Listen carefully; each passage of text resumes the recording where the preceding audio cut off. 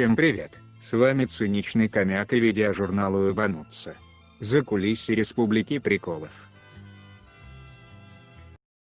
В интервью СМИ повар Узурпутина Евгений Пригожин заявил, что не имеет никакого отношения к прошедшим выборам в Республике Коми, несмотря на то, что партию Родина раскручивало Пригожинское федеральное агентство новостей, а также, что впервые слышит о Коми и не знает, где это находится. Звучит это очень забавно, если учесть, что с июля 1988 года по март 1990 годов Евгений Пригожин отбывал наказание в одной из колоний, находящихся в Коми АССР.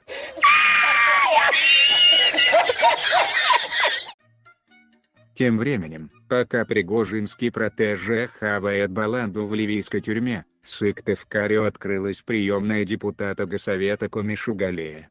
На данный момент не выяснено, нужно ли перед ее посещением желать вечер в хату, зато известно, что принимают там молодые волонтеры, работающие за еду. Разумеется, никаких существенных проблем волонтеры решить не смогут, да и, собственно, проблема негров, как известно, шерифа не ебет.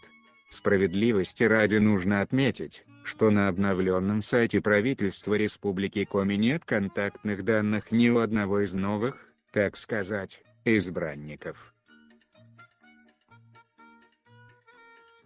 Вообще похую. Доктор Уйбалит со своим ибаненком продавливают в правительство Республики Коми очередного московского варяга, мужа светской львицы, более известной как Виктории Лопыревой. Светская жизнь, как известно, не из дешевых, поэтому Игорь Булатов, с легкой руки телеграм-каналов, названный Лопыревым, нехило поиздержался, и Виктории не хватает денег на икру и новый золотой дилдо. А где, как не в нефтегазоносной республике, пополнить свой кошелек?